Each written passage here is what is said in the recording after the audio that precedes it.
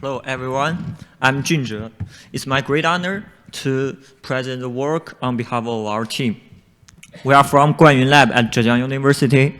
Our paper is called X-Hair, 3D printing hair-like structures with multi-form, multi-property, and multi-function. First, let's start with hair-like structures in nature.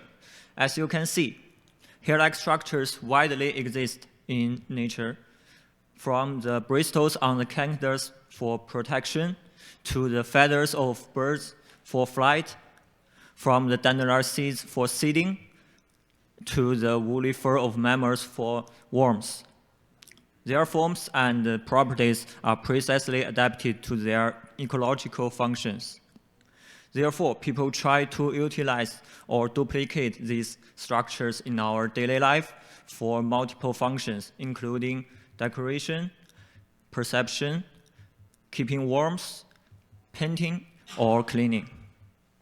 However, for personal fabrication, it is not easy to realize these hair-like structures. Conventional method always requires a complex fabricating process. Although the machine helps a lot, the process still involves lots of labor, and it mainly focuses on batch production rather than customization. The development of personal devices provides, The development of personal devices provide opportunities to realize these hair-like structures with low cost and customized fabrication, especially the FDM 3D printing. We thus start to imagine how we can use FDM 3D printing to fabricate hair-like structures with low cost, simple process, and high customization. Prior works have explored some novel methods to prototype objects with hair-like structures. Laput first explored the string phenomenon of FDM 3D printers to fabricate soft strands and bristles.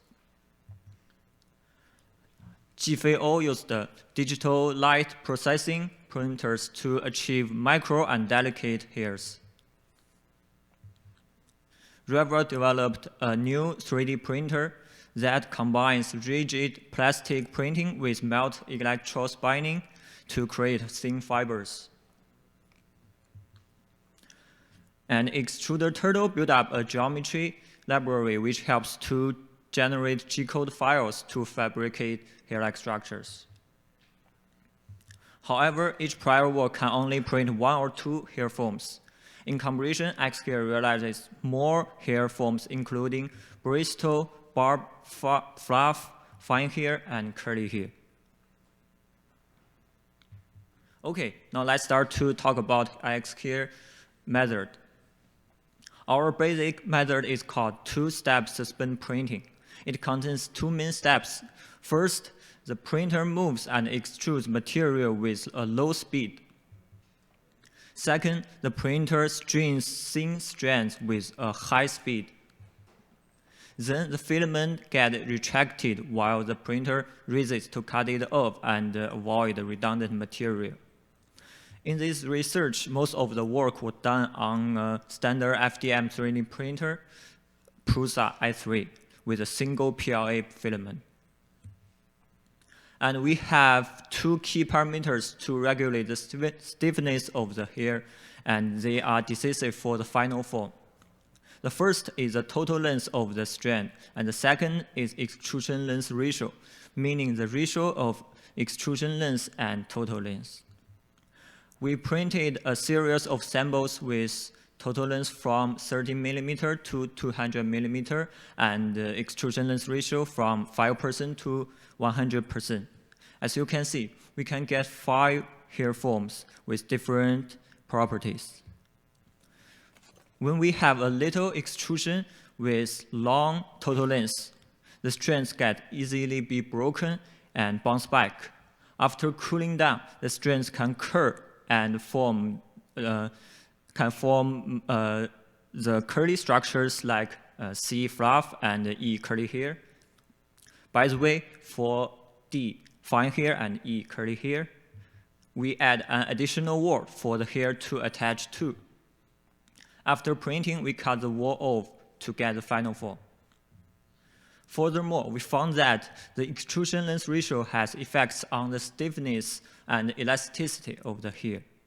As the video shows, the stiffness rises and elasticity descends with extrusion length ratio increasing. Based on the previous experiments, we can summarize our design library, which contains 5 different forms with their own parameter settings.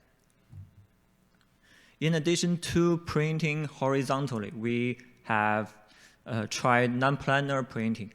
As the video shows, for a single hair, we can successfully print it from -15 degrees to 90 degrees. But if we print several hairs together, then -15 degrees to 45 degrees is a suitable range. As our method needs price control of the printing path, we implemented a software in Rhino and Grasshopper to design and customize hair-like structures on the given model. The software generates G-code files and they can directly be printed. Now let's walk through the software pipeline.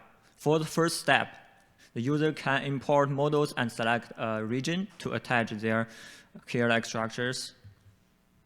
Step 2, the user is allowed to customize their desired hair-like structures, including hair form, length, extrusion length ratio, and the printing direction. And step 3, our software automatically generates the model to ensure each part is printable according to non-planar printing tests. The user can preview the results in Rhino and export the G-code files to check in slicers. Last, the user can directly print each part separately and assemble them. What's more, let's take a look at how the software segments models. As the experiments told us, the suitable printing angle is -15 degrees to 45 degrees. Our software first transforms the imported model into a core mesh and calculates the normal vector of each mesh.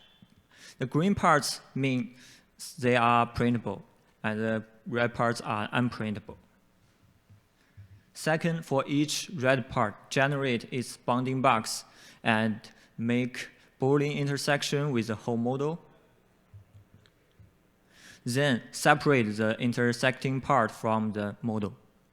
Last, repeat these procedures until all parts are printable.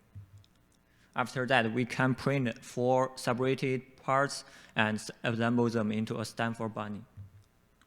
Now we have a design library and a software. Let's see what X-Hair can create. First, we try to emulate different forms in nature with X-Hair method. Here we present a 3D printed wheat. We printed each spikelet separately and assemble them with glue. The second is a 3D printed cotton. It is produced as the curly hair, and then we roll it into a cotton which has a similar elasticity with a real one. Bird feathers are very common, but you may not know that there are 2 different characteristics on a feather. The tip is composed with bristles, while the base consists of soft after feathers. So we utilized the 2 different parameter settings on the same model to emulate feathers. Another common and aesthetic plant is dandelion. Although we cannot print an entire dandelion in a single print, we individually print each seed and assemble them onto a central head. As you can see, we printed more than 50 seeds. After assembling, can you distinguish which one is real? Okay, the left one is. And weeks offer individuals an opportunity to experiment with diverse hairstyles and colors. Our software allows users to fabricate customized wig patches as they desire. Also, our software enables customization of brushes with various stiffness. As you can see, we adjusted extrusion length ratio and achieved 3 brushes with different writing styles. And we can use it to write Chinese characters. Certain animal furs possess insulating properties. We created an insulating cup sleeve with 3D printed fluff that can also prevent users from experiencing discomfort when handling hot water. Hook and loop fasteners, commonly known as Velcro, enable adhesion between complementary surfaces. We printed a Velcro bow with barb, which is designed to adhere to loop surfaces, enable it to attach and detach reversibly. To make use of the haptic perception of hair-like structures, we made a simple directional hair sensor for scrolling web pages or playing games. To achieve this, we constructed a panel with fine hair and attached a piezoelectric sensor to the bottom. Okay, in the future, we are going to do more research on the microstructures, on the material characteristics of hair-like structures in nature to understand how they work. Thus, we can achieve the real bionic functions rather than just emulate the structures. Second, we also try to combine electronic components to make our hair has the sensibility to tiny external force for interaction or disturbance measurement. Also, we believe our hair is able to provide a real sense of touching in VR or some relevant fields. X hair is like a young dandelion. It learns from nature and grows on the ground. Next step, we will duplicate their bionic functions and try to make its seeds fly to the sky. Finally, we believe they will fly high beyond what we can see now, not only enlarging the design spaces for HCI community, but also spreading their seeds to more potential scenarios across agriculture, healthcare, wearables, and so on. With this vision, I will end my talk. And I'd like to thank all of my collaborators and Guanyu Lab at Zhejiang University. Thank you for listening.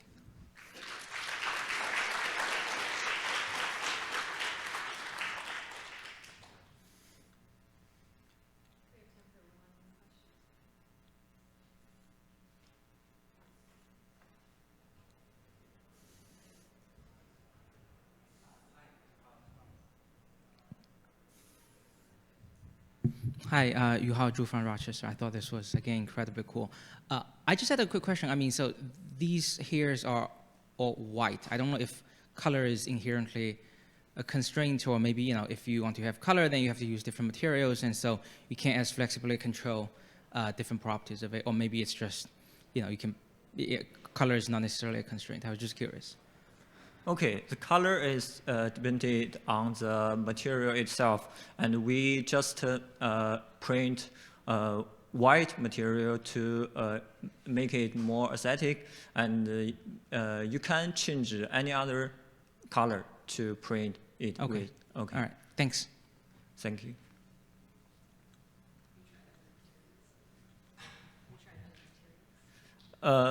Actually, we have tried like TPU and ABIs, but they did not perform like as so well as PLA. So we just used the PLA. Yes. Okay. Thank you very much. Let's thank the speaker.